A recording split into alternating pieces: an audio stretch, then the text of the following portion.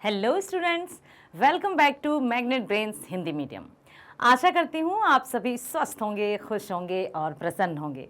जी हाँ बेटा, आज मैं फिर उपस्थित हूँ हमारी पाठ्य पुस्तिका कक्षा 10वीं की पाठ्य पुस्तक पूरक पाठ्य पुस्तिका कृतिका के पाठ 3 साना साना हाथ जोड़ी के बहुविकल्पीय प्रश्नों के साथ।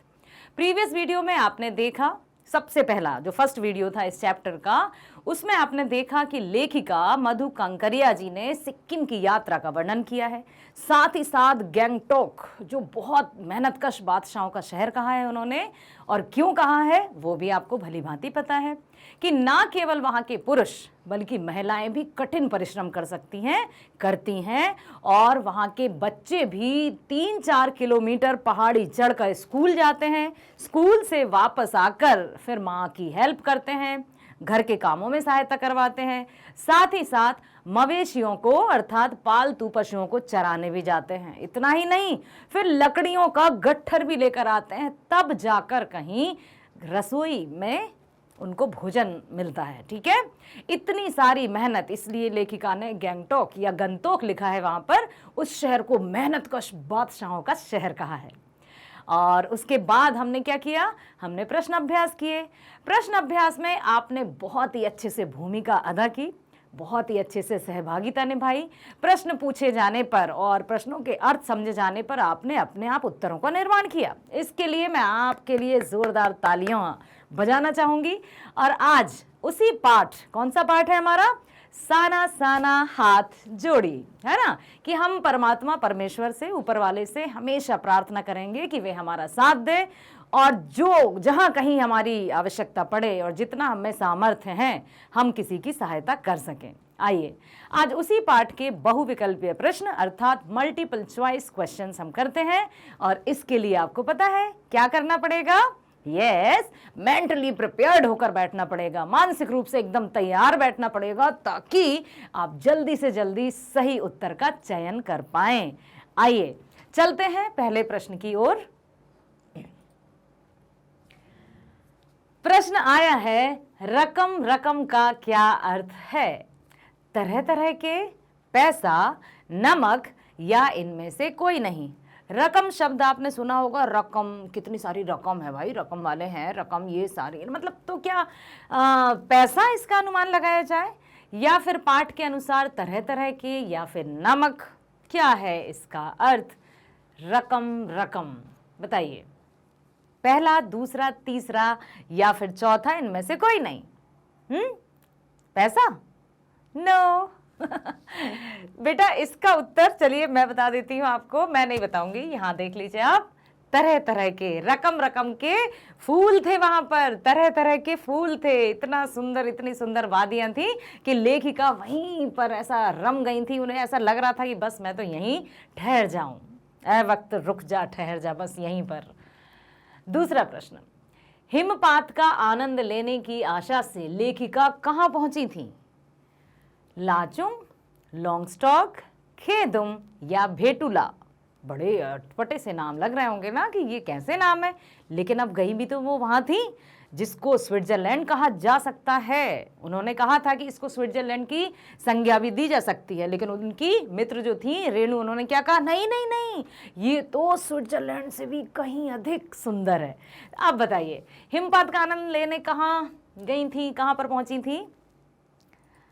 यदि आपको पता होगा कि कौन कौन से स्थान पर क्या क्या देखा था, तो आप तुरंत अनुमान लगा सकते हैं। आइए देखते हैं। लाचुंग, क्योंकि लॉन्ग स्टॉक में तो क्या था, धर्म चक्र था, ऐसा कुछ आपको याद आया? Very good. अगला प्रश्न, मन वृंदावन होने का अर्थ है। कहते हैं ना, मन तो वृंदावन हो गया, या कहते हैं गार्डन गार्डन हो गया। गार्डन मतलब वृंदावन, बगीचा, जहां पर श्री कृष्ण और गोपियों का रास हुआ करता था। चलिए, तो मन वृंदावन होने का क्या अर्थ है? वृंदावन की सैर करना, या वृंदावन में मन बस जाना, या ब्रजवासी हो जाना, या फिर अत्यधिक प्रसन्न होना। वृंदावन हो गया मेरा मन, तो कहूंगी मैं तो ना, यहां पर आकर मेरा मन तो वृंदावन हो गया। तो क्या हो गया, कैसा हो गया? क्या लग रहा है? अरे वाह, चौथा लग रहा है आपको, प्रसन्नचित, अत्यधिक प्रसन्न। चेक करते हैं। वाह, वेरी गुड। आप कह सकते हैं कहीं जो जगह आपको पसंद आना तो आप कह सकते हैं मेरा मन तो वृंदावन हो गया, है ना, कह सकते हैं आप, ठीक है। अगला प्रश्न, हिमालय की तीसरी सबसे बड़ी चोटी का क्या नाम है? माउंट एवरेस्ट, कंचनजंगा, अन्नपूर्णा या नंदा देवी? बताइए। ना केवल ये पाठ इस पाठ्य पुस्तक में आया है, बल्कि आप तो कहां कहां पढ़ चुके होंगे इसको? जीके, सामान्य ज्ञान में पढ़ा होगा, सामाजिक अध्ययन या सामाजिक विज्ञान में पढ़ा होगा आपने। यस। अब बताइए हिमालय की तीसरी सबसे बड़ी चोटी कौन सी है? तीसरी, ना पहली ना दूसरी बल्कि तीसरी। माउंट एवरेस्ट, कंचनजंगा, अन्नपूर्णा या नंदा देवी? जल्दी बताइए किस चोटी का नाम यहां पर आया है इस पाठ में? यस, कंचनजंगा, ठीक है, याद रखिएगा। Very good. अगला प्रश्न, लेखिका ने किस जंगल में पत्ते तलाशती हुई युवतियां देखी थीं? पत्ते तलाशती हुई युवतियां, और उन्होंने कितने अच्छे से उनकी सुंदर कोमल काया का वर्णन भी किया था कि ऐसा लग रहा था मानो वो गुथे हुए आटे सी कोमल काया, और वो भी जंगल में जा रही थीं, पत्तियां तोड़ रही थीं या पत्तियां बीन रही थीं, एक तरफ पत्थर तोड़ती नजर आ रही थीं, ठीक है। तो कहाँ देखा था? पलामू, सतपुड़ा, पलाश के जंगल या गिर के जंगल? कहाँ थे? कौन से जंगल में लेखिका ने देखा था कि कुछ युवतियां थीं जो पत्ते तलाश रही थीं? यस, आया समझ में? पहला, पलामू। प्रकृति के विराट रूप को देखकर लेखिका को क्या प्रेरणा मिलती है? प्रकृति को जब विराट, विराट शब्द का जब ये शब्द आया था पाठ में, तो मैंने आपको एक कविता सुनाई थी कि श्री कृष्ण ने जब विराट रूप लिया था तो क्या हड़कंप मच गया था। अर्थात दुर्योधन के पास जब वो गए थे ना, तब का बताया था ना। विराट मीन्स प्रकृति का बहुत विस्तृत, एकदम ह्यूज कह सकते हैं इसको, बहुत विशाल, ठीक है। तो बताइए क्या प्रेरणा मिलती है? सदा काम में लगे रहना चाहिए, सदा मुस्कुराते रहना चाहिए, चिंता नहीं करनी चाहिए, या फिर लक्ष्य प्राप्त करना चाहिए? क्या प्रेरणा मिलती है? सदा मुस्कुराते रहना चाहिए, क्योंकि मनुष्य जीवन है तो परिस्थितियां कभी हमारे उसमें आएंगी, है ना, कभी हमारे हित में होंगी, कभी हमारे सामने बहुत सारी कठिनाइयां आ सकती हैं, कभी रास्ते में रोड़े रोड़े रोड़े या मुश्किलें आ सकती हैं। अब यदि हम इन परेशानियों से उदास और हताश होकर बैठ गए तो आगे जो अच्छा कुछ होने वाला है वो भी नहीं होगा। क्योंकि कहते हैं ना, जैसा रहेगा मन वैसा रहेगा तन, और जब मन और तन जैसा होगा तो वैसा ही हमें आसपास का माहौल दिखाई देता है। इसलिए मन चंगा तो कटौती में गंगा, अपने मन को हमेशा प्रसन्न रखना चाहिए। इसलिए लेखिका ने कहा है कि हमें हर एक परिस्थिति में उसको, बस यही ना कि आपने वो सुना है ना, ये मत कहो खुदा से मेरी मुश्किलें बड़ी हैं, उन मुश्किलों से कह दो मेरा खुदा बड़ा है। तो आती हैं, मनुष्य जीवन है, परेशानियां आएंगी। जहां परेशानियां नहीं, मुश्किल नहीं, तो फिर मतलब हम जीवित ही नहीं है, हम जा चुके हैं। जीवित है तो परेशानियां हैं, जीवन है तो मुश्किलें हैं, ठीक है।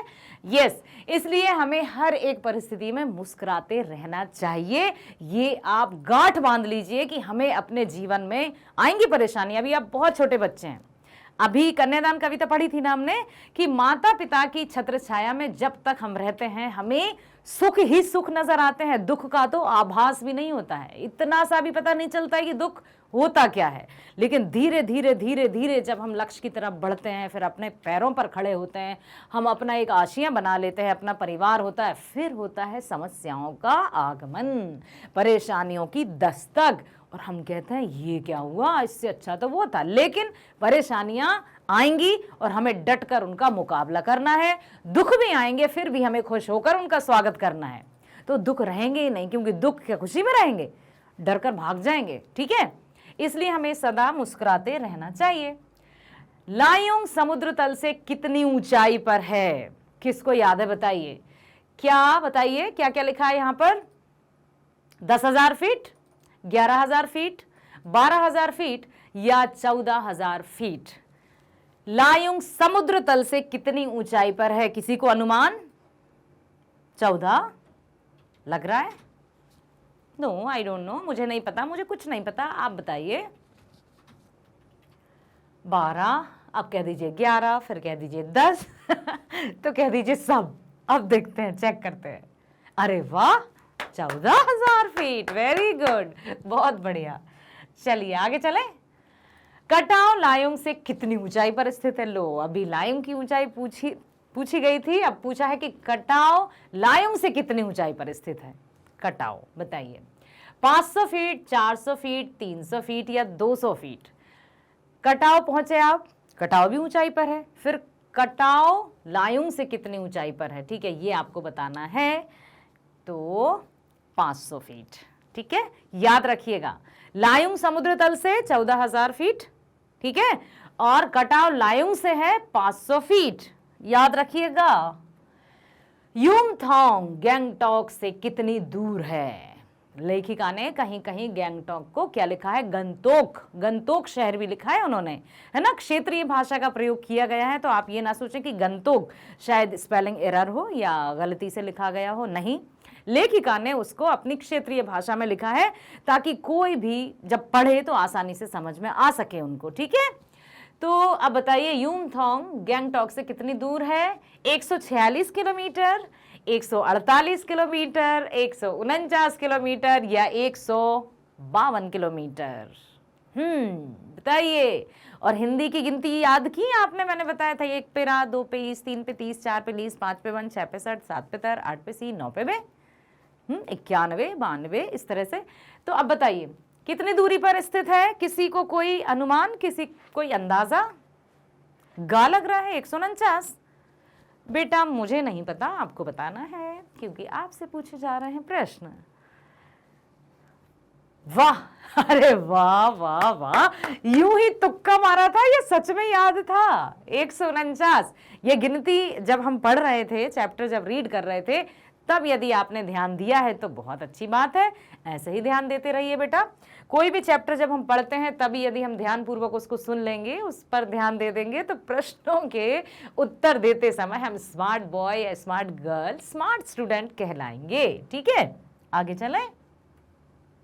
जितेन ने खेदुम को किसका या किनका निवास बताया है? खेदुम देवी देवताओं का, बड़े व्यापारियों का, असुरों का या शापग्रस्त लोगों का? खेदुम को किसका स्थान बताया है? जितेन ने बताया था ना लेखिका को कि ये वो स्थान है जहां पर कौन? देवी देवता रहते हैं, बड़े व्यापारी रहते हैं, असुर रहते हैं या फिर शापग्रस्त लोग रहते हैं। असुर समझते हैं? असुर राक्षस, ठीक है, ओके। क्या लग रहा है आपको? देवी देवताओं का खेदुम, ठीक है। वहां की लोक मान्यताओं के अनुसार ऐसा माना जाता है कि खेदुम देवी देवताओं का स्थान है। आ रहा है ना बेटे समझ में? गुड। लेखिका को मार्ग में सफेद रंग के जो ध्वज दिखाई दिए थे वे किस धर्म से संबंधित थे? श्वेत पताकाएं, बौद्ध धर्म, जैन धर्म, ईसाई धर्म या मुस्लिम धर्म? बौद्ध धर्म। अरे वाह मेरे बच्चों, इस पाठ में बौद्ध धर्म से संबंधित बहुत से प्रश्न आए हैं, इसलिए इसका उत्तर भी हो सकता है कि बौद्ध धर्म हो। और आपने सही कहा, very good, well done, keep it up. आगे चलते हैं। मशगूल शब्द का क्या अर्थ है? बताइए, मशगूल का क्या अर्थ है? मशहूर, व्यस्त, प्रसिद्ध या सुंदर? मशगूल क्या अर्थ है? मशहूर? नो, मशगूल थे, मैं अपनी पुस्तकों के भीतर मशगूल था, या मैं अपने कार्य करने में मशगूल था। व्यस्त लग रहा है, देखते हैं। बहुत सही लग रहा है, आप बहुत सही लगा आपको, very well done. Jiten Norgay की जीप में किसकी तस्वीर लगी हुई थी? अब बताइए, महात्मा गांधी की, दलाई लामा की, महात्मा बुद्ध की या महावीर की? एक तस्वीर लगी हुई थी उनकी जीप में, जो कि हम स्टार्टिंग में पढ़ते हैं, तब आपने सुना है या आपने देखा है पाठ्य पुस्तक में, तो आपको याद होगा दलाई लामा। ओके, ऐसा तो नहीं महात्मा बुद्ध की हो, दलाई लामा की। वाह, वेरी गुड। अगले प्रश्न की तरफ हम चलते हैं। यस, कवि लॉन्गस्टॉक नामक स्थान पर कौन सी हिंदी फिल्म की शूटिंग हुई थी? उन्होंने बहुत अच्छे से बताया था कि यहां पर इस फिल्म की शूटिंग हुई थी मैडम। कौन सी फिल्म की? गाइड क्रांति, उपकार या देश प्रेमी? गाइड फिल्म की शूटिंग हुई थी, पक्का? देखें, बहुत सही, वेरी गुड। चलिए तो आगे चलते हैं। लेखिका के ड्राइवर कम गाइड का नाम क्या है? रामदीन, विक्रम थापा, जितेन नारगे या उत्थापा? कौन थे उनके गाइड? जितेन नारगे। याद रखिएगा, ड्राइवर भी वही थे, गाइड भी वही थे, नाम था जितेन नारगे। चेक कर लेते हैं एक बार। ऐसा तो नहीं कि रामदीन हो, विक्रम थापा हो या उत्थापा हो। कौन थे? जितेन नारगे। ओके, बहुत सही जवाब। अगला प्रश्न, बौद्ध धर्म में किसी बुद्धिस्ट की मृत्यु पर उसकी आत्मा की शांति के लिए कितनी पताकाएं फहराई जाती थीं? कितनी पताकाएं बताइए? 130, 140, 150 या 108? जो श्वेत पताकाएं रहती थीं उनमें कुछ मंत्र भी लिखे होते थे, तो वे संख्या में कितनी होती थी जब किसी बुद्धिस्ट की मृत्यु हो जाती थी? 108? चेक करें। ओके, यस, बहुत सही जवाब दिया आपने। अपने लिए तालियां बजा लीजिए, और बहुत बहुत सही आप कर रहे हैं। इसी तरह से ध्यानपूर्वक देखते रहिए प्रश्नों को और उत्तर जल्दी से जल्दी देने का प्रयास कीजिए। बहुत सही बेटा। कंचनजंगा किस पर्वत की चोटी का नाम है? हिमालय पर्वत, कंचन पर्वत, सुमेरु पर्वत, नीलमणि पर्वत? अब बताइए, कंचनजंगा किस पर्वत की चोटी का नाम है? पर्वत तो अलग है, चोटी अलग होती है, तो कौन से पर्वत की चोटी है कंचनजंगा? हिमालय पर्वत है, कंचन पर्वत है, सुमेरु पर्वत है या फिर नीलमणि पर्वत है? हिमालय पर्वत की चोटी। यस, बहुत सही जवाब। आगे चलते हैं। साना साना हाथ जोड़ी नामक पाठ की रचयिता कौन है? यानी इस पाठ की रचना किसने की है? लेखिका कौन है? महादेवी वर्मा, मधु कांकरिया जी, या फिर कमलेश्वर हैं, या फिर शिव पूजन सहाय हैं? कौन है? मधु कांकरिया जी। वाह जी वाह, चेक कर लेते हैं हम, और आपने सही जवाब दिया। बहुत बढ़िया, वेरी गुड बेटा। अगले प्रश्न की तरफ चलते हैं हम। लेखिका ने गंगटोक को किन लोगों का शहर बताया है? गंतोक, गंतोक शहर, गंतोक लिखा भी आ सकता है कहीं कहीं, गंगटोक तो आएगा ही। तो लेखिका ने किस तरह का शहर बताया है इसको? मेहनत कश बादशाहों का शहर, या गरीबों का शहर, या फिर नवाबों का शहर, या राजाओं का शहर? किसका? क्या कहा है लेखिका ने? First one. ओके, मेहनत कश बादशाहों का शहर। बहुत सही, मेरे बच्चे भी बहुत मेहनती हैं, है ना? बहुत अच्छे से उत्तर देते जा रहे हैं, वेरी गुड। अगले प्रश्न की तरफ चलते हैं। साना साना हाथ जोड़ी प्रार्थना लेखिका ने किस देश की युवती से सीखी थी? बताइए, किस देश की युवती से सीखी थी साना साना हाथ जोड़ी? बर्मा की, श्रीलंका की, नेपाल की या चीन की? बताइए, कौन सी युवती जब वो हाथ जोड़कर प्रार्थना कर रही थी तो लेखिका ने उससे सीखा कि अच्छा, इसका अर्थ ये होता है। तो वो कहाँ की युवती थी? बर्मा की थी, श्रीलंका की थी, नेपाल की थी या चीन की थी? लेखिका कहाँ गई थी, जल्दी बताइए। यस, नेपाल। बहुत सही। तो ये थे हमारे वस्तुनिष्ठ प्रश्नोत्तर, और आशा करती हूं कि आपने पाठ को बहुत अच्छे से सुना, समझा और एंजॉय भी किया। बेटा, किसी भी चैप्टर की या किसी भी विषय से संबंधित कोई भी वीडियो आपको देखना है, अच्छे से समझना है, ध्यानपूर्वक उसका अध्ययन करना है, तो आप डायरेक्टली उस वीडियो पर क्लिक कर सकते हैं, उस वीडियो पर जा सकते हैं। कैसे जाएंगे मैं बता देती हूँ। सबसे पहले आप अपने मोबाइल को हाथ में लेंगे, बिल्कुल लेंगे, मोबाइल हो या आपका लैपटॉप हो या कोई और डिवाइस हो, और फिर करेंगे उसका डेटा ऑन, मतलब इंटरनेट कनेक्शन भी चाहिए। जब ये सब आप कर लेंगे उसके बाद आप करेंगे मैग्नेट ब्रेन्स टाइप। गूगल पर जाइए या क्रोम पर जाइए, जहाँ पर हम सर्च करते हैं, ठीक है।